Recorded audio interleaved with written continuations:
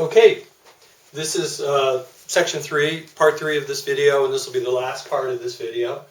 So I went over some of the paper and showed you some stuff on the computer, particularly about the mental status exam and how you could find shorter options, check-off sheets in the resources section of the class site instead of necessarily using a narrative format, which is what you'd end up using if you're going to use the material in in the textbook, Essential Psychopathology, and talked a little bit about brief history and the brief psychiatric rating scale. We spent a whole class on that. But what I want to get to is this treatment side.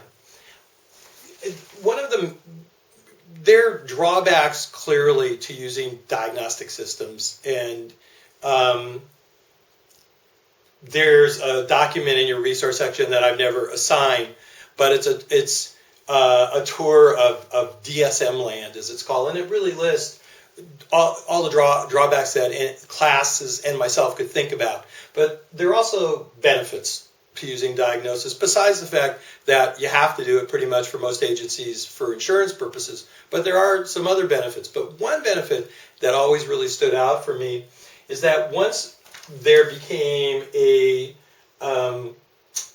much higher reliability in terms of agreement about a specific diagnosis, post-traumatic stress disorder, what is that? Once it had a criteria set in 1980, and since then, what happened is that if you had lots of folks who agreed PTSD is this, then what you could do is potentially take a group of clients, 50 clients who had post-traumatic stress disorder, and you could try out different treatments with those clients. You could try out, in the psychological realm, you could try out exposure therapy, where people talk through the trauma they went through and see how that works, and how that works for different subpopulations as well.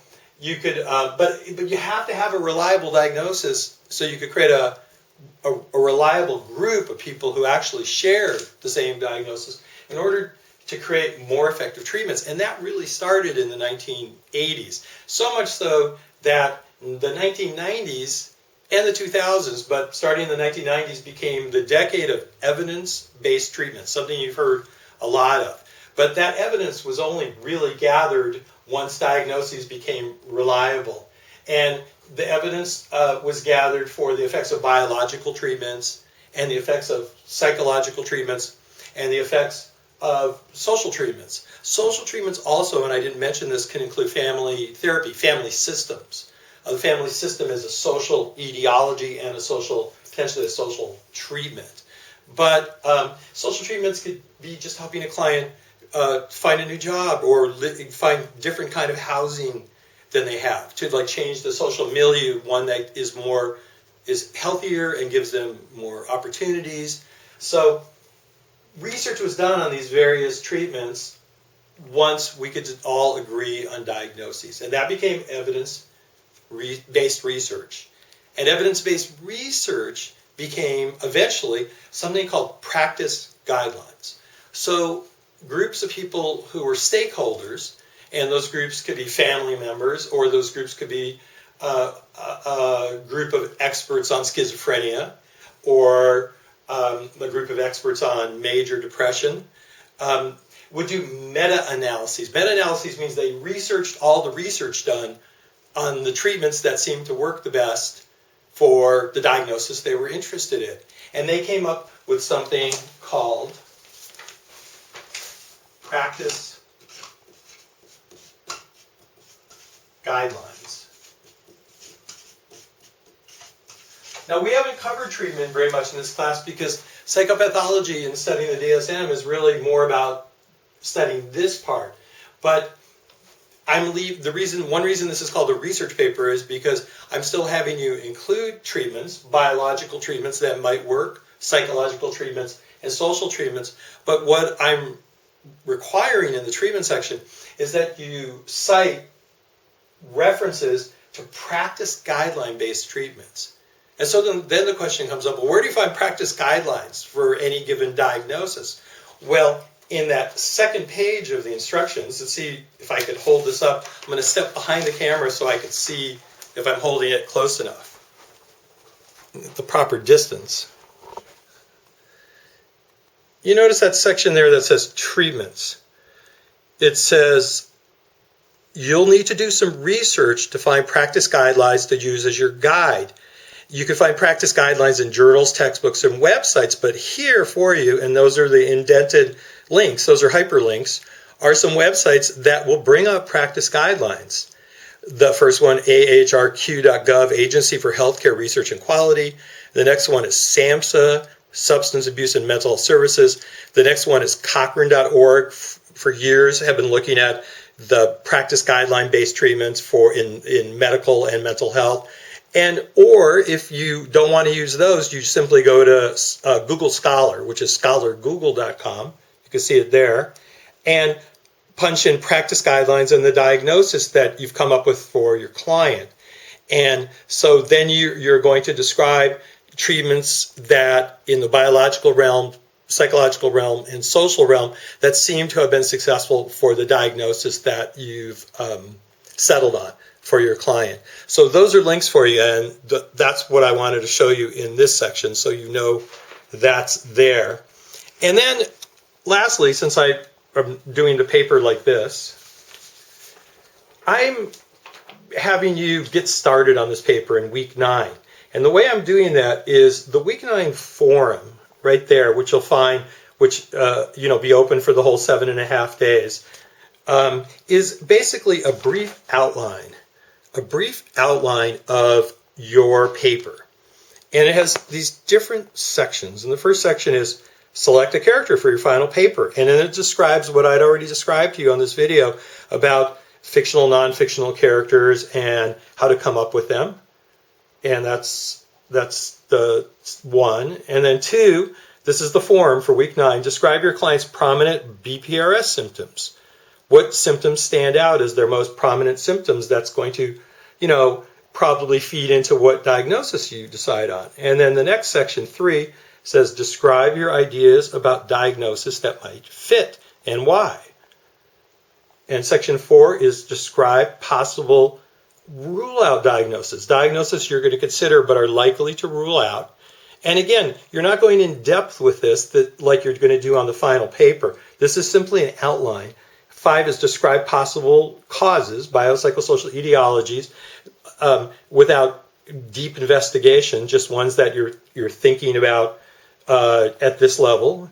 And then the last part is describe possible biopsychosocial treatments that you would think about. And again, no need here to go into depth. Even if you thought of cognitive behavioral therapy, you could just write cognitive behavioral therapy on the final paper. You're going to write how that would look with the client you're working with. So in week 9, there's this outline. And then the second part of it is your classmates are going to provide you feedback on your thoughts about diagnosis and your thoughts about treatment. They may know these characters very well if they're public or they're from a movie or a book. And they may have some other ideas for you on diagnosis and on treatment. So that's the entire forum. One thing that is really important to know, and it's back at the top here, is that each member of the class, it's right there where it says, please note, each member of the class, I'll just read it for you, it will be doing different characters. So posting early will help you get your choice of characters that you're interested in investigating for this final paper. If 2 people really want to do the same character, and in 25 plus years that's only happened once, we'll flip a coin as needed. Usually people could settle out.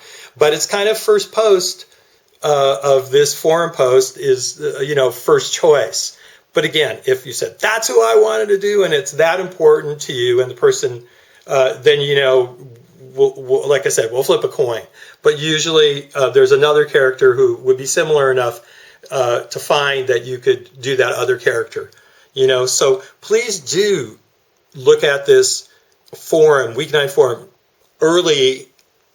And if you want to give yourself time to get your first choice in characters, and also want to give yourself time to create your outline and get feedback and give feedback from others. So with that, I'm going to stand back on the front of the camera.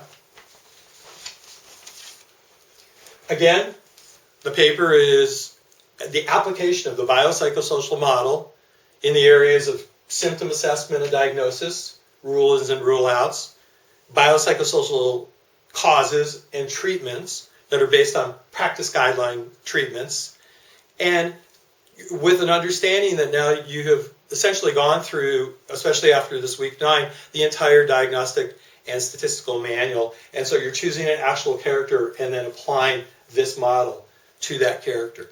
So there you have it. That's the video presentation. I hope it's helped somewhat. Folks have told me that they really appreciate videos that go beyond just the written instructions. You will find, as over all these years, I've edited the instructions to try to make them as clear as possible and specific as possible. But if you have any questions about this final paper, again, there's a forum that says final paper, ask your instructor. So you could email me directly, or you could post questions there about your final paper. So if you post on the forum your question, then everybody can see the answer, because it might relate to other people too. Your choice, your call.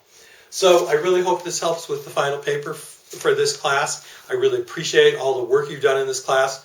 It's a difficult class to be online. I said this to many of you. I always wish this class was a hybrid, where say 5 weeks were live and 5 weeks were online, but it just hasn't worked out that way given the structure of our program. But I know that the live quality of this class really enhances it. But so thanks for bearing with this online experience, and we'll see you down the line, and see you on email, and see you on Sakai. Thank you. Bye-bye.